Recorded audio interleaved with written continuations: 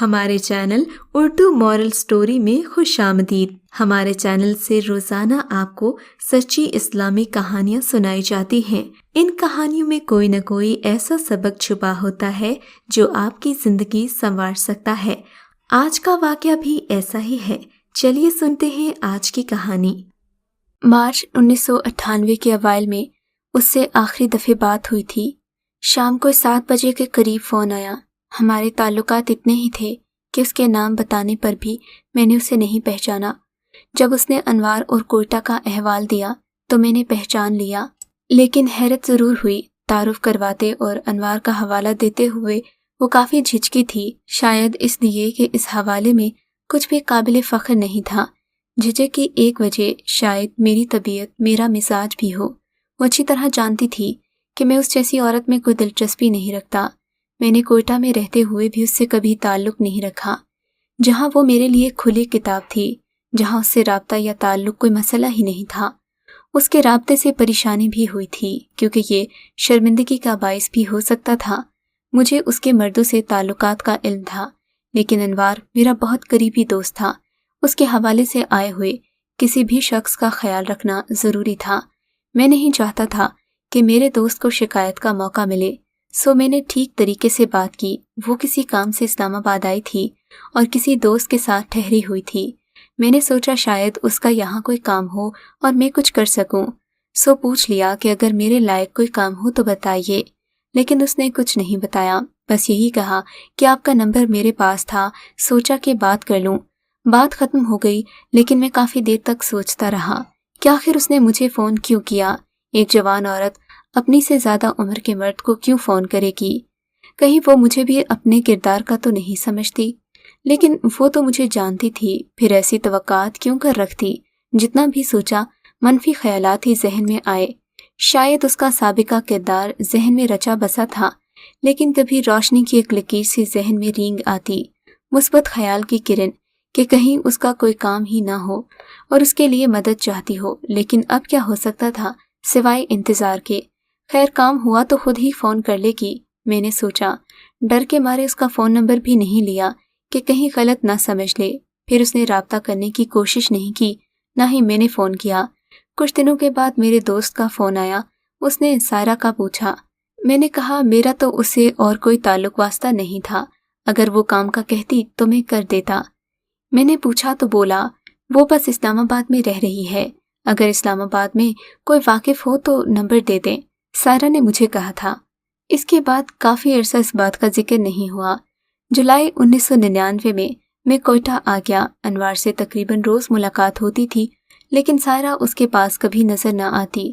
مجھے اکثر حیرت ہوتی، کیونکہ وہ تو اس کا ذکر خود ہی چھیڑا کرتا تھا۔ کچھ عرصہ میں یہی سمجھا کہ شاید وہ کوئٹہ سے باہر گئی ہے، اس لیے نہیں آ رہی۔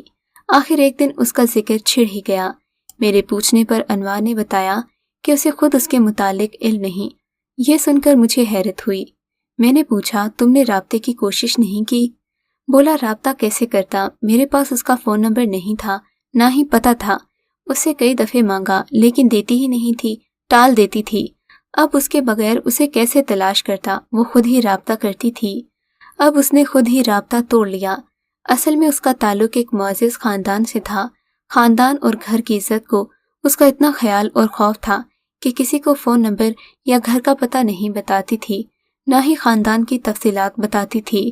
پہلے اس کی ضرورت بھی نہیں پڑی تھی، کیونکہ وہ خود جلد از جلد رابطہ کرتی تھی۔ عجیب سی بات ہے، اگر اسے اپنی عزت کا اتنا ہی خیال تھا تو اس قسم کے تعلقات کیوں رکھے ہوئے تھے؟ میں نے پوچھا۔ یہ اس کی مجبوری تھی، ورنہ وہ کوئی ایسی ویسی لڑکی نہیں تھی۔ لیکن ایسی کیا مجبوری یار؟ میں نے کہا کہ ایک معزز گھرانے کی لڑکی ان راہوں پر چل نکلی۔ یہ ایک لمبی کہانی ہے، کسی دن آرام سے سناؤں گا، انور نے کہا۔ اب میں اسے مجبور بھی نہیں کر سکتا تھا کہ مجھے فوراً سنا ڈالے۔ بالآخر ایک دن انور نے اس کی داستان سنا ہی دی۔ یہ 1991 کے آخر کی بات ہے۔ ایک دن میں اور اسلم ہسپتال گئے۔ واپسی پر ہم لوگ گیٹ سے باہر نکلے تو چادر میں ایک خاتون لپٹی ہوئی ہمارے پاس آئی، ہاتھ کے اشارے سے گاڑی روکی۔ اس سے پہلے کہ ہم اس سے کچھ پوچھتے، اس نے گاڑی کا دروازہ کھولا اور اندر بیٹھ گئی۔ ہمارے لیے یہ کوئی نئی بات نہیں تھی، لیکن اسلم کا منہ کھلے کا کھلا رہ گیا۔ वो कोई 25 साल की खूबरू लड़की थी। रंग गोरा, कद लंबा, आंखें बड़ी बड़ी और बाल स्याह थे, लेकिन पता नहीं क्यों उसकी आंखें कुछ अजीब सी लगती थीं, वीरान और बेरौनक सी। खामोशी को उसी ने तोड़ा।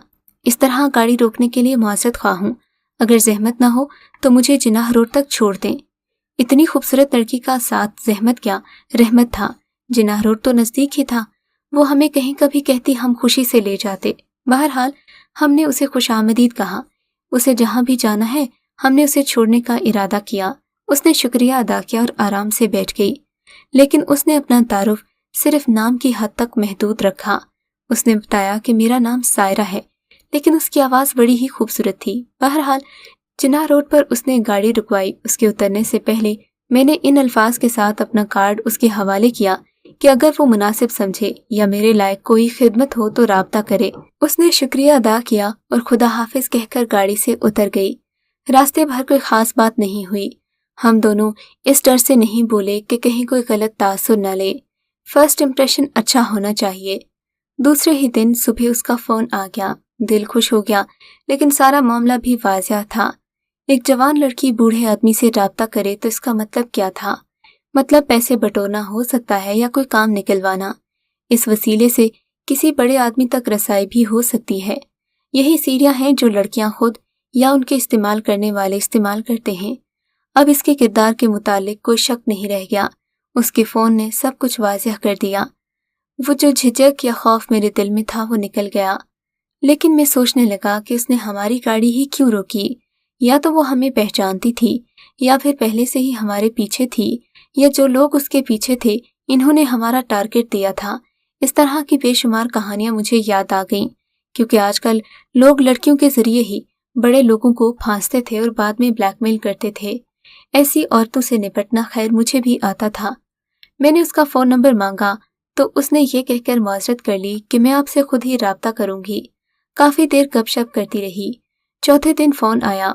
मैंने कहा कि फ़ोन नंबर या पता देने तक हर किस्म के राब्ते से इनकार है, लेकिन मैंने उसे साफ साफ कह दिया कि ताल्लुकात रखने हैं तो फिर एतबार करो, या फ़ोन नंबर दो या पता दो, वरना आज से राब्ता ख़त्म। वो परेशान हो गई। जब मैंने इस तरह का दबाव डाला तो उसने मिलने की ख्वाहिश जाहिर की। मुलाकात खुशी की बात तो थी, लेकिन इसमें मसले भी थे। सारा शहर मुझे जानता था, इसलिए किसी मसरूफ जगह पर नहीं मिल सकते थे। वो तो चादर ओढ़ती थी, सो पहचानी नहीं जाती थी, लेकिन फिर भी खौफजदा थी। शहर से बाहर लंबी ड्राइव पर ले जाने की बात तय हुई। कैंट की एक मसरूफ सड़क पर अपने मकाम पर शाम का वक्त तय हुआ। मुकर्ररा वक्त पर और जगह पर वो मौजूद थी। मैंने जैसे ही उसके पास गाड़ी रोकी, दरवाज़ा खोलकर वो अंदर बैठ गई, लेकिन इस दफ़े पिछली सीट पर नहीं, अगली सीट पर मेरे साथ बैठी। कैंट से हम एयरपोर्ट की तरफ मुड़े और फिर लंबी ड्राइव पर निकल गए। कुछ इधर उधर की बातें हुईं और फिर उसने खुद ही बात कहना शुरू की। आप हैरान तो होंगे कि मैंने आपसे राब्ता क्यों किया। जो कुछ आपके जहन में आया होगा मुझे उसका अंदाज़ा है। जो कुछ इस मुआशरे में होता है मैं जानती हूँ और आप भी जानते हैं। आपने सोच तो लिया ही होगा कि प्यार मोहब्बत का खेल तो ये है नहीं। आपने ये भी सोचा होगा कि मैं आपको किसी चक्कर में फंसा रही हूँ, इसलिए आपको सब साफ साफ बताना चाहती हूँ। आप मेरे लिए कोई अजनबी नहीं। आपके ख़ानदान और आपके लोगों के असर रसूख को जानती हूँ। यह भी जानती हूँ कि आपके करीबी अजीज़ किन ओहदों पर फायज हैं। ये भी कि औरत आपकी कमज़ोरी है। आप चाहें तो मेरा काम कर सकते हैं, और यह भी कि इसके बदले में आप क्या चाहेंगे। ये सब कुछ सोच समझ कर किया है, और इसके नतीजे में जो कुछ भी हो उसके लिए मैं तैयार हूँ। लेकिन इससे पहले आप मेरी दास्तान सुन लीजिए, उसके बाद मेरे मुतालिक कोई भी राय कायम कीजिएगा। मेरा नाम सायरा है। मेरा ताल्लुक एक मुअज़्ज़िज़ ख़ानदान से है।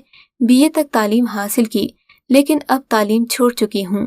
आगे पढ़ने का वालिदैन ने बहुत कहा, लेकिन मैं न पढ़ पाई।